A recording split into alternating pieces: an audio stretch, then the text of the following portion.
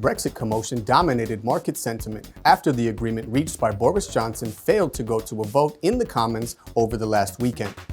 The UK Prime Minister eventually got a majority for his text, but accelerated adoption was refused so as to allow MPs time to look at the agreement in greater detail and possibly table amendments.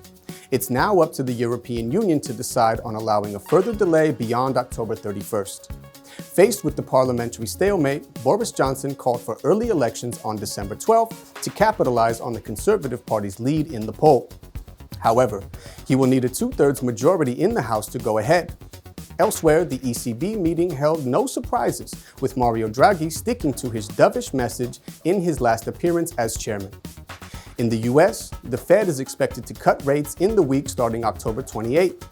Some stock prices saw hefty moves when results came out, but equity markets as a whole only edged higher over the week, remaining close to year-to-date highs. Investors are looking for more clarity on Brexit and the trade war.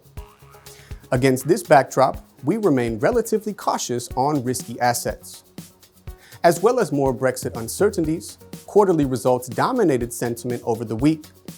Positive surprises included Elis, up 4%, which gained on strong French momentum. Management revised up annual guidance. Luxury group Kering also performed well, reassuring investors after a complicated second quarter with 7% like-for-like sales growth at Bottega Veneta and an 11% jump at Gucci.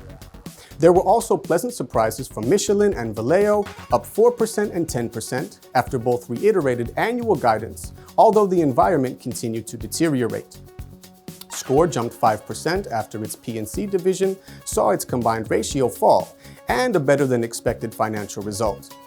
The S&P 500 was up 0.8% and the Nasdaq 1.3% as of Thursday's close in a choppy week for the sector moves amid a flurry of quarterly results.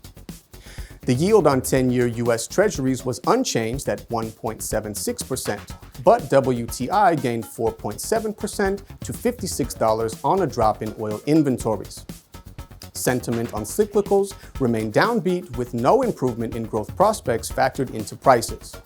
Yet, a U.S.-China trade deal, less likelihood of a non-deal Brexit, and a drop in the U.S. dollar could rekindle global growth from 2020. Technology up 1.3%, utilities up 1.6%, and consumer staples up 1.1% led winning sectors. Telecom operators, down 0.6% in contrast, fell prey to profit-taking. Healthcare up 0.2% and basic materials up 0.23% underperformed. In company news, Tesla surged 20% after reporting its first ever quarterly profits, especially as the market was expecting another loss. PayPal and Procter & Gamble also announced results that easily beat consensus expectations, and both stocks gained more than 5% intraday. In industrials, Caterpillar and 3M cut earnings guidance for the year, citing a persistently downbeat macroeconomic environment and the negative impact of trade tensions on order books. Internet stocks Twitter, eBay, and Amazon all tumbled by more than 10% after results fell well short of expectations. Twitter saw a particularly disappointing sag in its user base growth and sales fell. Amazon's downward revision in earnings was due to higher-than-expected investments in its same-day delivery program. With no major news and the yen sticking to 108 against the US dollar, Japanese stocks revisited their year-to-date highs. The Topix gained 1.34% for the week, with sectors such as non-ferrous metals and mining outperforming. Emerging markets were up 1.3% as at Thursday's close, with Brazil up 2.2% and Russia up 4.2% outperforming.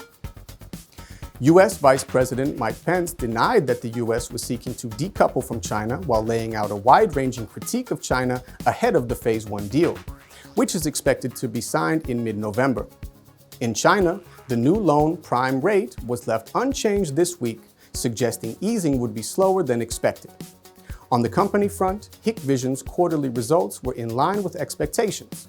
Earnings at the leading provider of security solutions were up 23% with no disruptions from U.S. suppliers. That's all for today. Thank you for watching. Subscribe to our channel to track the market pulse and to get the latest economic data. Good luck trading.